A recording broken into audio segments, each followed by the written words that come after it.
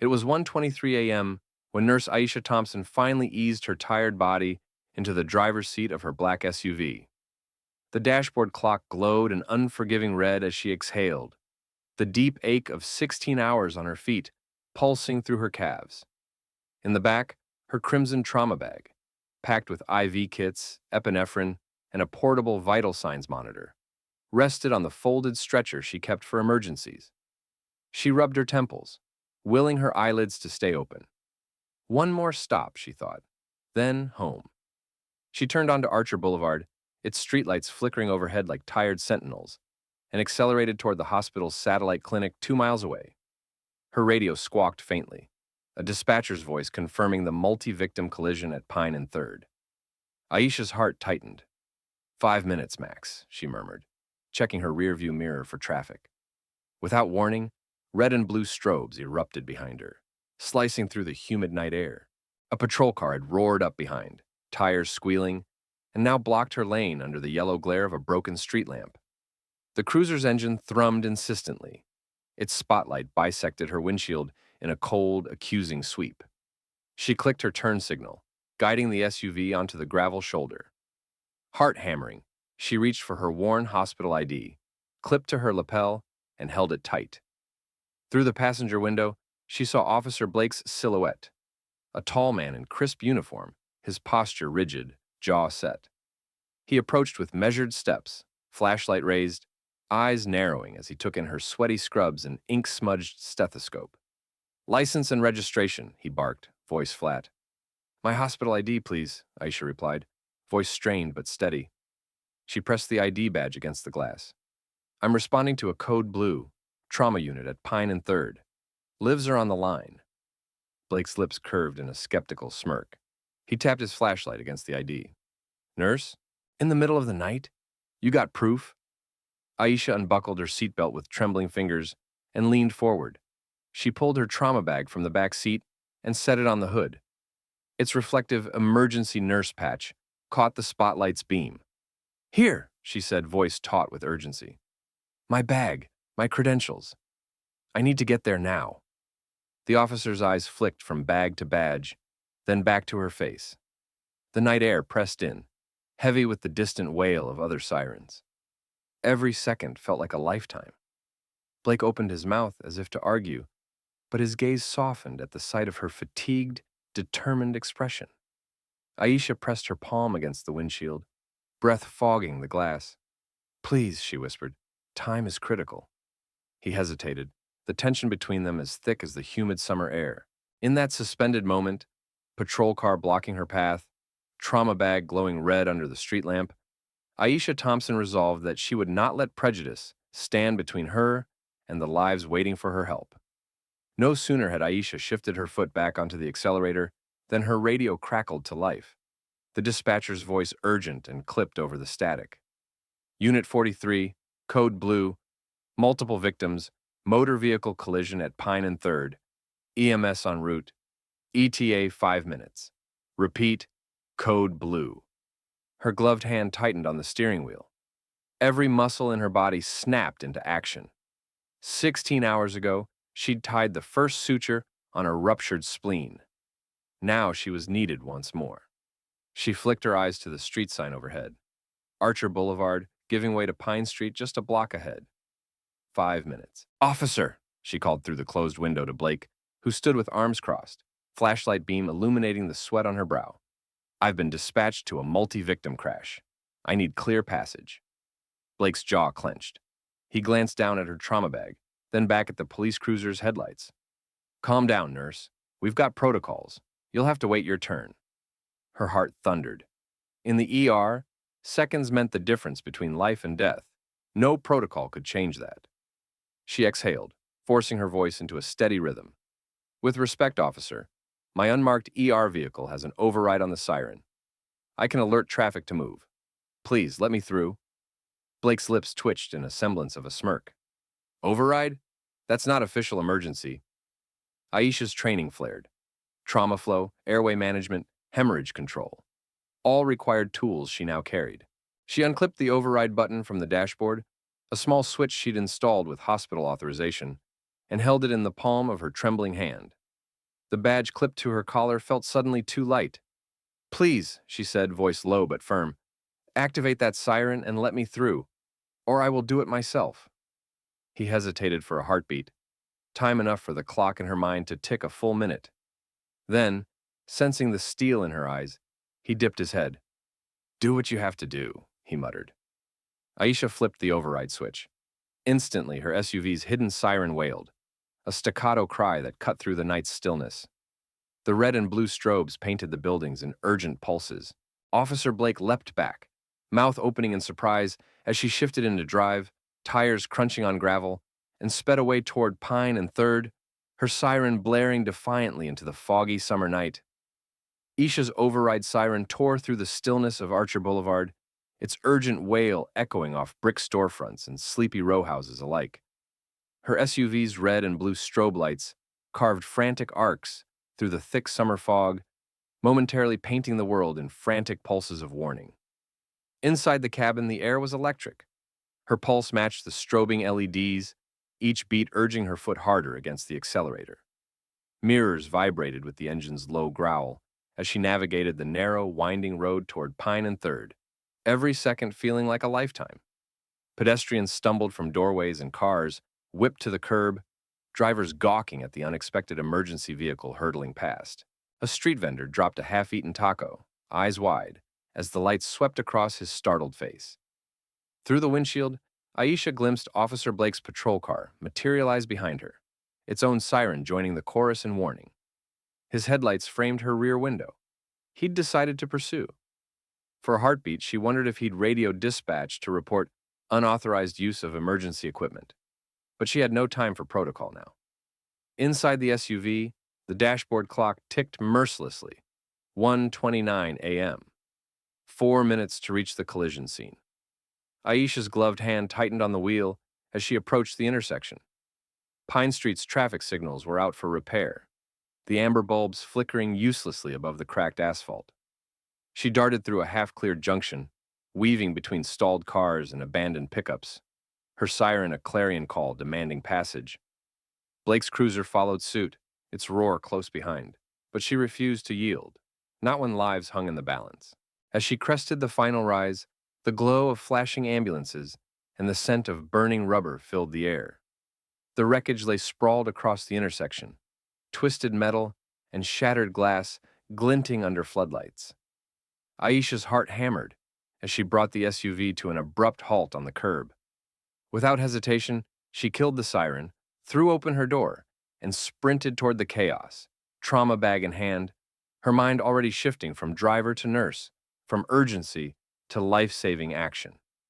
Behind her, Blake skidded to a stop, exiting his cruiser with flashlight raised, witnessing the moment she transformed lights and noise into swift, decisive care.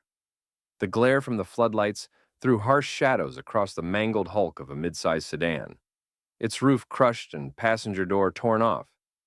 Twisted metal and shards of glass littered the asphalt, mingling with the acrid scent of leaking gasoline. Paramedics knelt beside two immobile figures, a bicyclist pinned beneath the car's frame and a teenager slumped against the guardrail, blood pooling at his temple. Chaos reigned. Radios crackled, stretcher wheels clattered, and panicked family members clustered at the sidewalk's edge.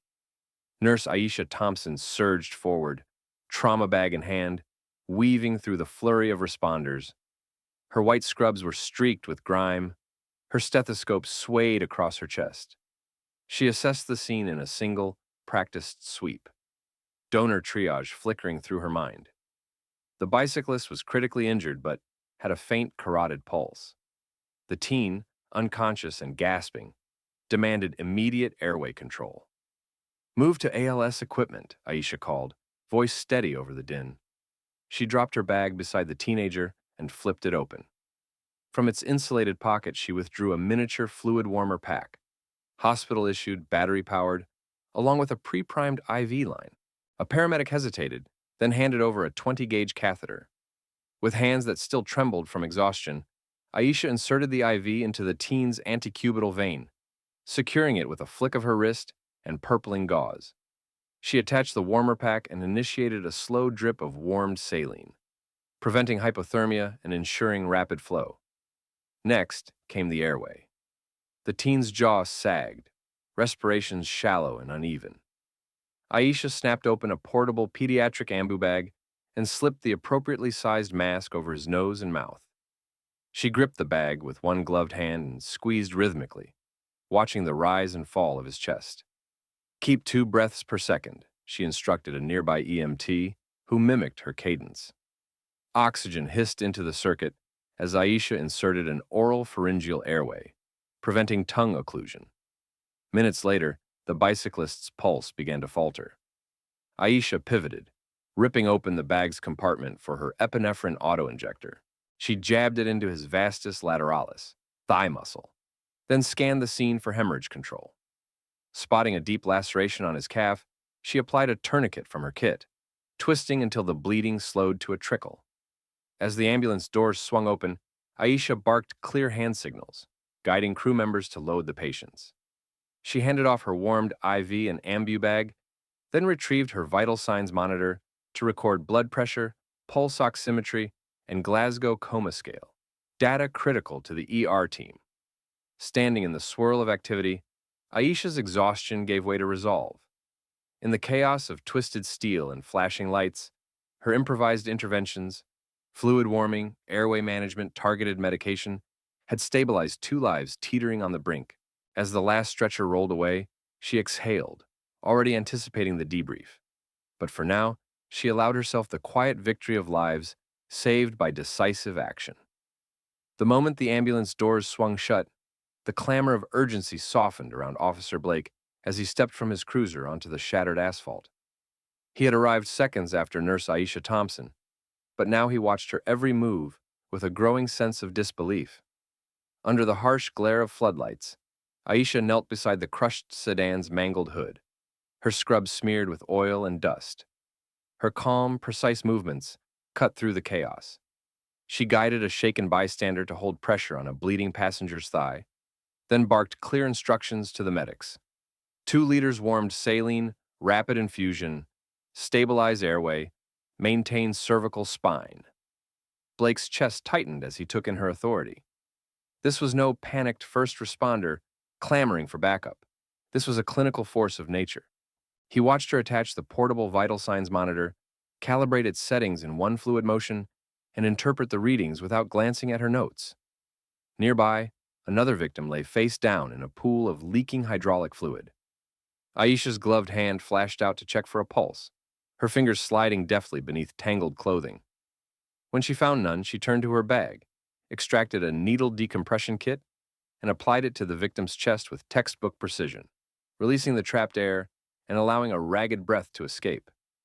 As Blake approached, drawn by the gravity of her competence, he saw paramedics snap to attention at her commands. One senior medic, helmet pushed back on his head, looked at Blake and murmured, "It's nurse first protocol. She's run these drills 1,000 times." Blake's throat closed. He recalled the curt refusal to let her through minutes ago, the dismissive smirk when she waved her ID. Now, every misjudged glance and careless assumption loomed large. A wounded motorist stirred, groaning as Aisha shifted to a wheelchair-secure harness, murmuring reassurance. She caught Blake's eye in that instant. No accusation, only steely compassion, and Blake felt a jolt of shame.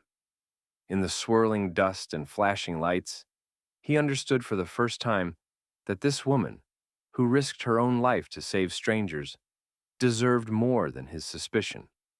The realization struck him like a physical blow. Prejudice had blocked not a suspect, but a savior. In that charged silence, Blake vowed to make amends, even if it meant relinquishing the last shreds of his misguided authority. The following morning, the sun was barely above the horizon when Officer Blake sat on the edge of the deserted briefing room bench, uniform crisp but eyes heavy with regret. The patrol station's fluorescent lights hummed overhead as he waited for Nurse Aisha Thompson to arrive for the promised debrief. His hands twisted in his lap, knuckles whitening under the weight of his shame. Aisha entered quietly, her scrubs replaced by a fresh set, but her composure as resolute as ever. She carried a clipboard with patient outcome reports and trauma flow metrics. Blake rose, clearing his throat. "Nurse Thompson," he began, voice tight, I owe you a profound apology. He swallowed, voicing each word carefully. Last night, I let assumptions block you from that crash. I doubted your credentials and delayed your response when minutes mattered most. His gaze dropped to the floor. I was wrong. Aisha folded her arms, waiting. Blake drew a breath and looked up, sincerity blazing in his eyes. I want to make this right. I'd like to escort you on future emergency calls and be present at your hospital debriefs. I need to learn from you, not second-guess you. He placed his badge card on the bench between them, an offering of trust. Will you accept this and help me to do better? Aisha paused, studying his posture, then nodded once, firmly. Trust is earned, Officer Blake, she replied softly. I'll hold you to your word. In that quiet room, his apology was not the end, but the beginning. Her forgiveness, a bridge to new cooperation. 2 weeks later, the training hangar at Central Precinct had been transformed into a mock disaster zone. Twisted wreckage of decommissioned patrol cars, collapsed drywall panels, and mannequins draped in simulated blood filled the cavernous space. Overhead industrial fans churned stale air, while the sharp scent of disinfectant and fresh sawdust mingled at floor level, where blue tarps marked casualty zones. At the center of it all, Nurse Aisha Thompson stood beneath a makeshift command banner, clipboard in hand. Across from her, Officer Blake, now in clean surgical scrubs with his badge clipped to the pocket, checked his wristwatch, then looked up with determination. A half-dozen deputies in utility belts and 4 paramedics in green jumpsuits fanned out behind them, awaiting instruction. Team Alpha, Aisha called, voice clear over the roar of the fans. You have 4 critically injured victims here. 2 with suspected internal hemorrhage, 1 with an airway obstruction, and 1 entrapped under debris. I'll coordinate 4th access and airway management. Officer Blake, I need your help securing the perimeter and assisting with patient movement. She tapped a nearby casualty mannequin's ankle tag. Let's move! Deputies snapped into action. One secured a no-fly zone around the wreckage with caution tape, another guided bystanders away, while Blake knelt beside a mannequin bleeding from the torso. Under Aisha's calm direction, he applied a field tourniquet high on the thigh, twisting until the simulated bleeding pad beneath clotted. Aisha moved to the airway victim, patient 2, and demonstrated a rapid suction maneuver, then passed Blake a pediatric oropharyngeal airway. He inserted it under her watchful gaze and began bag valve mask ventilations in measured 212 seconds, exactly as she had coached. Next came the entrapped victim. Aisha directed a paramedic to stabilize a fractured pelvis with a vacuum splint, while Blake and another deputy improvised a longboard carry, sliding lumber under victim and coordinating at each end. Aisha monitored vital signs on her portable monitor and updated her team. Pulse 120, BP 80/50. Continue warm fluids. Blake held the IV bag aloft to maintain flow, eyes focused, sweat beading at his hairline. As the exercise wound down, Aisha gathered everyone in a semicircle under the flickering decon sign. Blake stepped forward, voice steady. I want to thank you all for your trust and for showing me the life-saving power of collaboration. This isn't just a drill. It's the future of emergency response. He glanced at Aisha. I'm honored to serve alongside you in every shift. Police, nurses, and medics together. Aisha smiled, clipping her pen back to her clipboard. Respect is earned in the field, she replied. Today, you earned mine. Overhead lights snapped off, leaving only the glow of exit signs as a symbol. When prejudice gave way to partnership, every shift became a shift towards safety, and every life a little more secure.